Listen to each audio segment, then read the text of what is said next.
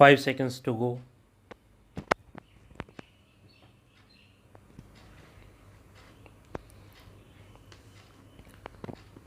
Start.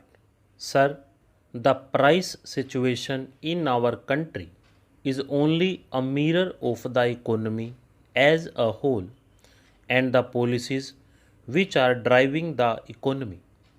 So, there is no use either complimenting our finance minister or running him down. Even if the same finance minister was the Minister of Industry in Tamil Nadu now, as he was before, I do not know what he would have done. It is not an individual's capacity or efficiency or inefficiency, sir, but it is the policy. What is the policy towards our economy, towards the trade, towards production, and so on? All these combined together have resulted in this situation. The more important thing is our policy towards our exports and imports. If the House examines carefully our policy and analyses our exports and imports and the price structure of our exports and imports, it will come to the inevitable conclusion that the imperialist countries are looting our country much more than what the Britishers did during their rule in this country. A few days ago, sir, the Honorable Minister of Commerce and the leader of this House was giving us some details with regard to tea. Whether it is tea or coffee or any other consumer goods that we export, we only export at the cost of the consumers of this country. For every kilogram of tea that is exported, our country is losing about 4 to 6 rupees. Who is bearing the burden? The burden is shifted to the consumer. Every man or every woman or every child who takes tea in our country has to pay for the export. The export earning is going down. The same is the case with regard to coffee. Now, sir, we are exporting all sorts of things meat, fish, fruits, everything we export. All consumer goods are being exported to earn dollars to pay for foreign debts. This is one of the main reasons for this increase in prices of consumer goods. The basic policy must be changed. We should fight for a reversal of the price structure in the international market. That is where the role of our country becomes very important, being one of the biggest countries in the world. We are playing an important role in international politics.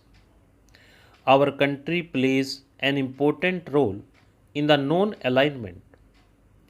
The same role must be played here for the world economy. Whatever is produced is partly consumed for export and partly for hoarders and black marketeers. Hoarders and black marketeers are responsible for high prices. How to check this menace? I spoke about the essential articles such as food grains, sugar, etc. Is this the strategy to tackle high prices and hoarding?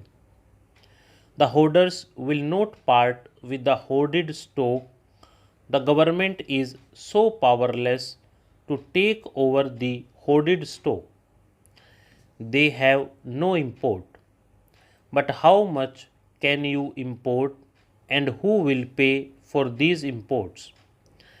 there is more than 26 lakhs tons of sugar available with the millers. I do not know the figure about food grains that is lying hoarded. You have no courage or the policy or the moral strength to take that.